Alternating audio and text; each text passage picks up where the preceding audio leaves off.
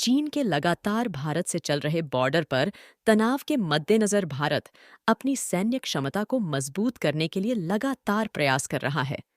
स्वदेश में रक्षा उपकरण बनाने के साथ ही मित्र देशों से अत्याधुनिक मिसाइलें और सैन्य उपकरण खरीद कर भी लड़ाकू विमानों के बेड़े की मार क्षमता बढ़ाई जा रही है। इसी सिलसिले में वायु रक्षा प्रणाली को चकमा देने वाली रैम्पेज मिसाइलों को भारतीय वायुसेना और नौसेना के बेड़े में शामिल किया गया है। हवा से जमीन पर मार करने वाली रैम्पेज मिसाइलों के शामिल होने से भारतीय लड़ाकू विमानों की मार क्षमता कई गुना तक बढ़ गई है। 2019 में बालाकोट हवाई हमले में इस्तेमाल की गई स्पाइस 2000 की तुलना में यह मिसाइल अधिक दूरी तक मार कर सकती है, यानी कि दुश्मन के इलाके में जाए बिना ही दुश्मन को खत्म करने का काम इस मिसाइल के द्वारा किया जा सकता है। आपको बता दें, इस खतरनाक रैम्पेज मिसाइल को इजराइल ने विकसित किया है। वायुसेना अब इस बात पर भी विचार कर रही है कि क्या मेक इन इंडिया कार्यक्रम के तहत रैम्पेज को बनाया जा सकता है। इजराइल ने हाल ही में इसी मिसाइल से ईरानी ठिकानों पर हमला किया था।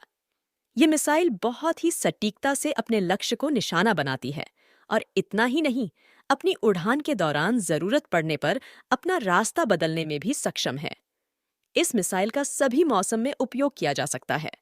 आपको बता दें, 2020 में चीन के साथ गतिरोध के बाद रक्षा मंत्रालय ने सशस्त्र बलों को महत्वपूर्ण हथियारों और उपकरणों से लैस करने के लिए आपातकालीन शक्तियां दी थीं। इसी के तहत इन मिसाइलों को खरीदा गया है। 250 किलोमीटर तक लक्ष्य को ध्वस्त करने में सक्षम है रैम्पेज मिसाइल।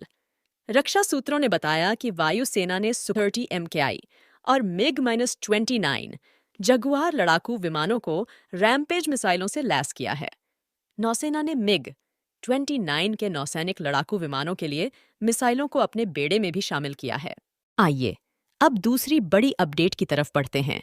ये खबर है जर्मनी की तरफ से। हाल ही में जर्मनी ने भारत को छोटे हथियारों की बिक्री पर लगे प्रतिबंधों को हटा दिया है। यह कदम दोनों देशों के बीच बढ़ते रणनीतिक और सैन्य संबंधों को दिखाता है। जर्मनी ने पहले गैर नाटो देशों को छोटे हथियारों की बिक्री पर रोक लगा दी थी। हालांकि भारत को छूट देने के इस ताज़ा कदम से जर्मनी से भारतीय सेना और राज्य पुलिस बलों को छोटे हथियारों की बिक्री का रास्ता खुल जाएगा। जर्मनी ने इस महीने की शुरुआत में राष्ट्रीय सुरक्षा गार्ड NSG को उसके स्टॉक में मौजूद MP5 सबमशीन गन के लिए स्पेयर पार्ट्स और एक्सेसरीज खरीदने की अनुमति दे दी है। German company Heckler and Koch MP5 submachine gun बनाती है, जो मौजूदा वक्त में NSG और भारतीय नौसेना के समुद्री मार्कोस कमांडो उपयोग करते हैं।